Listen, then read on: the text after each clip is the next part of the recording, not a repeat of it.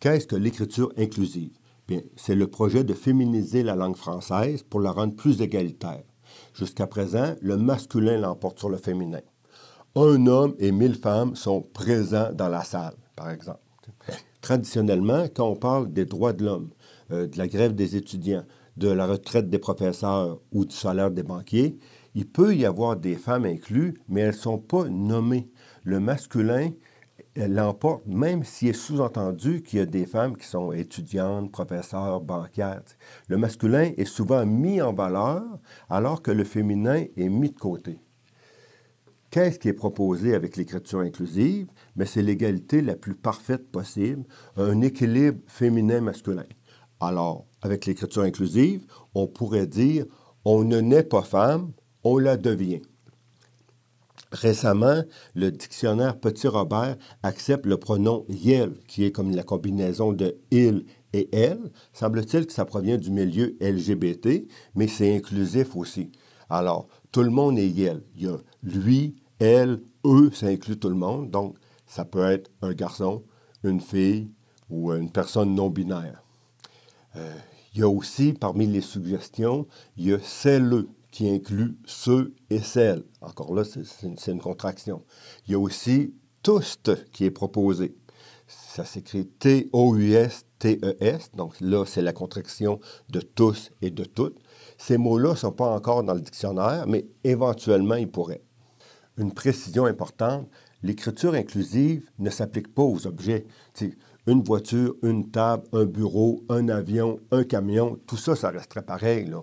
C'est quand on parle des personnes et que les femmes ne sont pas nommées, qu'elles sont oubliées.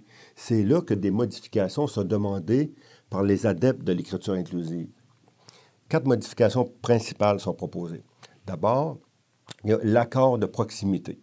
Par exemple, on a l'habitude de dire « Martine et Jean sont satisfaits ». Ça continuerait d'exister. Mais maintenant, on pourrait dire « Jean et Martine sont satisfaites » parce que le sujet « Martine » est proche de l'adjectif « satisfaite ». On pourrait dire aussi « Les filles et les garçons sont contents » ou encore « Les garçons et les filles sont contentes ». Une autre proposition, c'est l'utilisation de l'ordre alphabétique. Lorsqu'on parle des personnes, on pourrait dire l'égalité femmes-hommes parce que le F de femme vient avant le H de homme. Ou encore, on pourrait dire le choix des candidates et des candidats. On pourrait dire les acteurs et les actrices. L'idée, c'est pas d'enlever le masculin, mais c'est d'enlever la suprématie du masculin en nommant le féminin quand c'est possible de façon assez équilibrée. Il y a aussi l'invention du point milieu. Exemple. Comment on écrit citoyen, citoyenne dans l'écriture inclusive? Bien, on écrit citoyen.nes. Et là, on prononce citoyen, citoyenne, mais à l'écriture, c'est juste citoyen.nes. Il y a les étudiants, étudiantes, donc étudianté.es. Mais à l'oral, on continue à prononcer les deux. Il y a aussi l'utilisation de noms féminisés comme une auteure, une directrice, une pharmacienne, une plombière, yel, celleux, tous, etc. Maintenant, quels sont les arguments pour et contre l'application de l'écriture inclusive? Parce qu'il faut dire que ces règles-là vont être faites pour appliquer. Est-ce qu'on les applique à l'école, dans les journaux, dans les romans, dans la vie de tous les jours? Voici d'abord les arguments pour. Le français parlé d'autrefois, disons il y a des siècles, était beaucoup plus inclusif qu'aujourd'hui. C'est que certaines institutions patriarcales ont voulu survaloriser le masculin, disons, à cause des universités. Quand il y a eu aussi l'invention de l'imprimerie, ça a amené la diffusion beaucoup des livres, puis les gens se sont mis à lire. C'est surtout des hommes qui écrivaient et qui lisaient. Il y a aussi la création de l'Académie française qui décidait des règles de français. Puis ensuite, quand il y a eu également l'école qui a été diffusée, bien, tout ça, dans le fond, qui prenait les grandes décisions? Bien, c'était des hommes. Par exemple, un auteur d'autrefois écrivait « Le genre masculin est réputé plus noble que le féminin à cause de la supériorité du mâle sur la femelle. » sais, la société était beaucoup plus patriarcale autrefois, alors c'est des hommes qui s'occupaient de la langue écrite, puis ça a eu un impact aussi au niveau de la langue parlée. Aujourd'hui, étant donné que la société a beaucoup changé, les femmes prennent beaucoup plus d'importance dans la société, alors on peut dire qu'il est souhaitable que dans la langue française, les femmes prennent autant de place que d'hommes. Puis pourquoi est-ce que ça serait important de faire ça? Bien, c'est parce que la langue véhicule quand même une certaine vision.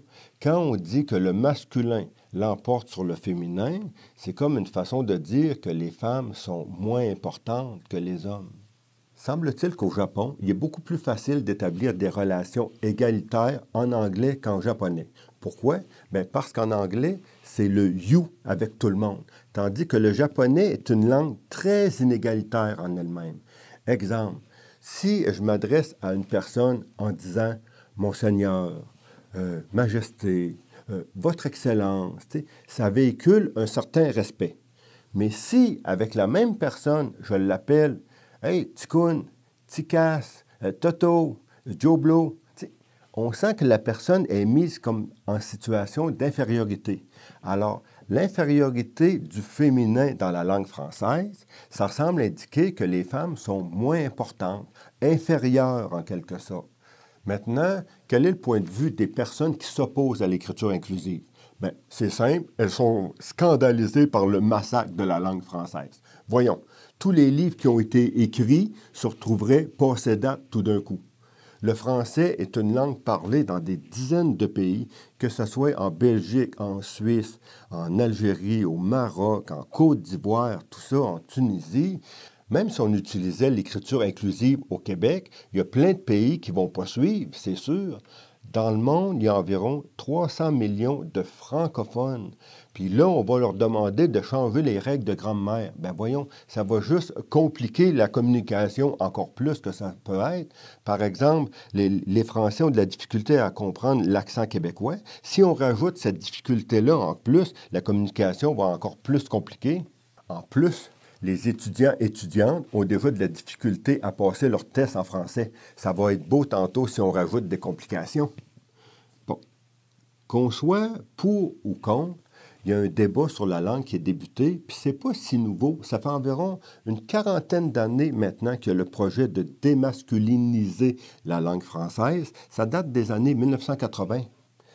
Mais maintenant, il y a des livres qui sont écrits sur l'écriture inclusive, il y a des sites Internet qui sont disponibles, il y a des gens qui s'écrivent des courriels en écriture inclusive. Le petit Robert a commencé à accepter des mots inclusifs, puis plus les femmes s'affirment dans la société, plus la situation d'égalité devient normale, puis on trouve ça correct, dans le fond, de laisser tomber les anciennes règles patriarcales où le masculin domine le féminin.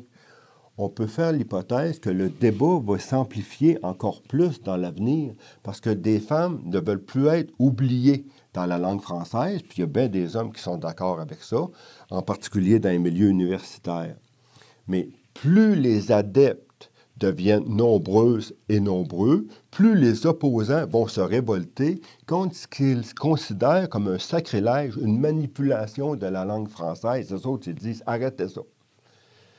Bref, mesdames et messieurs, le débat n'est pas terminé.